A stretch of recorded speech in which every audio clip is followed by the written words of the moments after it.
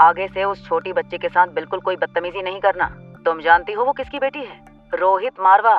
अब समझी तुम क्यों श्रेया अय्यर खुद पर्सनली उस बच्ची को सपोर्ट करने के लिए तुम्हारी स्कूल तक आ गई थी। अरे इतना ही नहीं, उस छोटे से झगड़े की वजह से रोहित मारवा ने मेहरा कंस्ट्रक्शन और मारवा कंपनी के बीच होने वाली डील को भी रिजेक्ट कर दिया है। अभिषेक की इस बात पर गुस्सा होते हुए रिया ने अपने दोनों हाथ अपनी कमर पर रख दिए और अभिषेक से कहा, जो अपने परिवार का नाम आगे करके किसी भी चीज पर अपना हक जमाता है। और देखते हुए रिया ने काफी डेयरली यश से कहा, उस इंसान को अपनी काबिलियत पर भरोसा नहीं होता। ये बात मुझे बलबीर सर ने समझाई थी। अपनी छाती पर हाथ मारते हुए यश ने रिया से कहा, तुम एक छोटी बच्ची हो, तुम कैसे बॉस बन सकती हो? मेरी तरफ देखो, मैं एक पावरफुल यंग लड़का हूँ, तुम मेरा मुकाबला नहीं कर सकती। चलो अब मुझे बॉस कहो। और अगर मैं ऐसा ना करूँ तो क्या सिर्फ यंग लड़के ही प्ले एरिया की बॉस बन सकते हैं? रिया की इस बात पर हंसते हुए यश ने कहा, हाँ, अगर तुम मेरी तरह एक यंग डैशिंग लड़का बन जाओ तो तुम बन जाओगी इस प्ले एरिया की बॉस। ये कहते हुए यश खुद में ही हंसने लगा।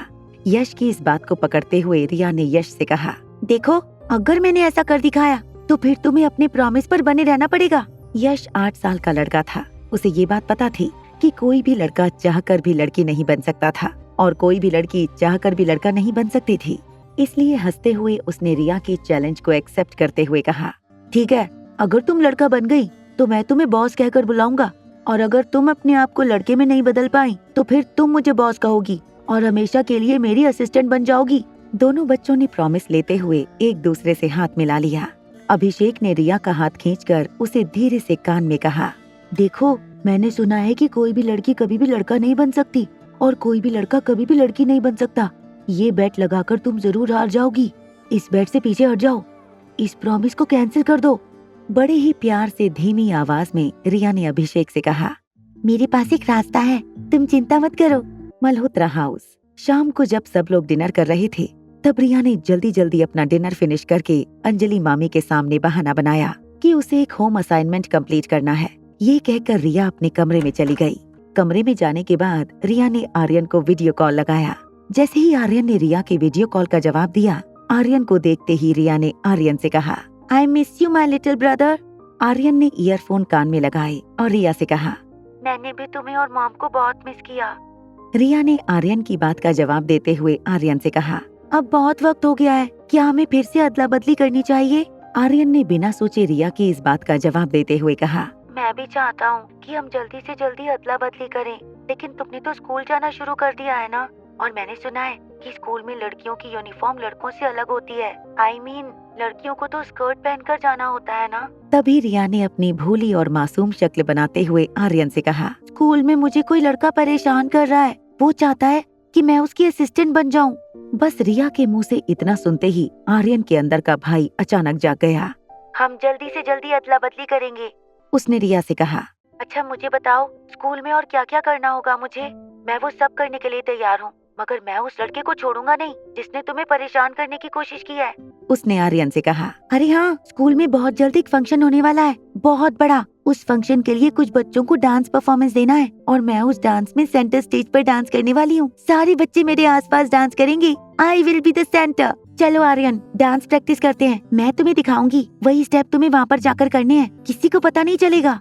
रोहित मारवा खाना खाकर अपने घर में बने एक कॉन्फ्रेंस हॉल की ओर जाने लगा। वो इस वक्त आर्यन की साइकियाट्रिस्ट, जिसे डॉक्टर अग्रवाल ने रोहित के पास भेजा था, उससे आर्यन की मेंटल हेल्थ के बारे में डिस्कशन कर रहा था। बेडरूम में झांकने से पहले रोहित को लगा था कि आर्यन बेडरूम में हमेशा की तरह या तो अपना होमवर्क सीरियसली कर रहा होगा और या तो पढ़ते पढ़ते सो गया होगा। मगर बेडरूम में जाकर रोहित ने जो देखा, वो देखकर वो दंग रह गया। आर्यन अपनी मोबाइल में देखकर अलग अलग चेहरे बना रहा था। फिर अचानक जब आर्यन डांस का एक स्टेप करते हुए गोल गोल घूमने लगा तो उसकी नजर दरवाजे पर खड़े रोहित पर पड़ी। रोहित पर नजर पड़ते ही आर्यन का डांस एकदम से बंद हो गया। आर्यन के पाँव उसी जगह पर जम गए। बाप बेटे कुछ देर के लिए एक दूसरे की आंखों में बस देखते रहे। फिर अचानक ही रोहित ने जोर से दरवाजा बंद किया और आर्यन की डॉक्टर को फोन करके कहा, मुझे लग रहा है आर्यन अभी भी पूरी तरह से ठीक नहीं हुआ है, उसकी कंडीशन रिलैप्स होने लगी है। वहाँ अंदर घबराकर आर्यन ने रिया के साथ वीडियो कॉल डिस्कनेक्ट कर ली थी।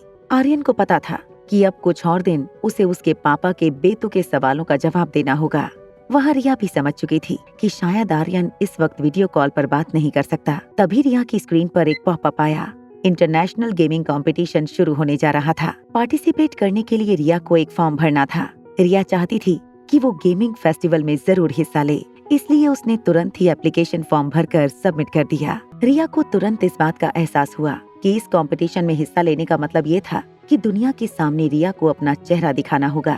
आगे की कहानी जानने के लिए देखें अगला एपिसोड सिर्फ पॉकेट एफएम के यूट्यूब चैनल पर। और एक लड़की को देखा तो के सारे एपिसोड को सुनने के लिए डिस्क्रिप्शन में दी गई लिंक से डाउनलोड करें पॉकेट एफएम ऐप।